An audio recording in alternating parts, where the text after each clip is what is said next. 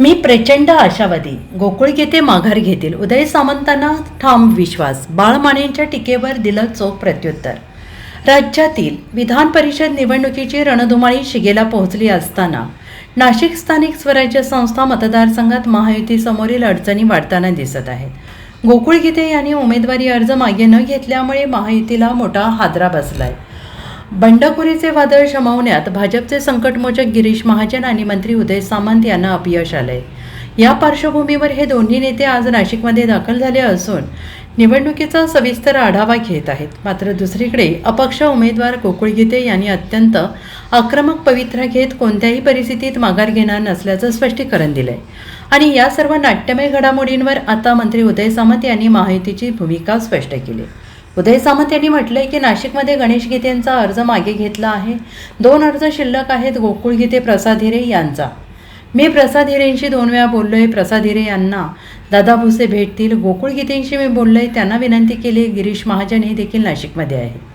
गिरीश महाजन त्यांची भेट घेतील. मी प्रचंड आशावादी आहे. गोकुळ गीते माघार घेतील असा विश्वास त्यांनी यावेळेस व्यक्त केला आहे. गोकुळ गीते यांनी मी भाजपचा बंडखोर नाही, माझ्यावर दबाव आणू नका असं वक्तव्य केलंय.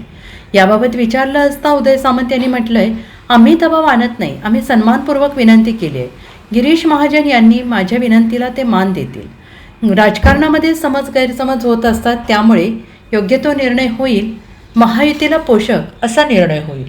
गोकुळ गीते आणि प्रसाद हिरे यांनी आमच्या उमेदवाराला बिनशर्त पाठिंबा द्यावा अशीच आमची भूमिका असणार आहे आणि यात कामाला नक्कीच यश मिळेल असं त्यांनी म्हटलं आहे. उम्मीदवारों ने एक ने बंधु ने पीछे मगर ली और दूसरे ने ली, उसके बारे क्या कहेंगे आप? हाँ, ये सही बात है, क्योंकि कल के दिन मैं परभणी में था, आज वापस मैं नासिक में हूँ.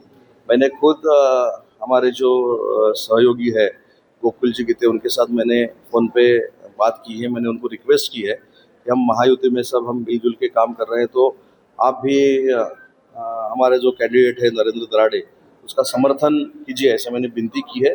गिरीश महाजन साहब भी नासिक में है, तो जल्द से जल्द इसके ऊपर जो कुछ निर्णय हो अच्छा होगा.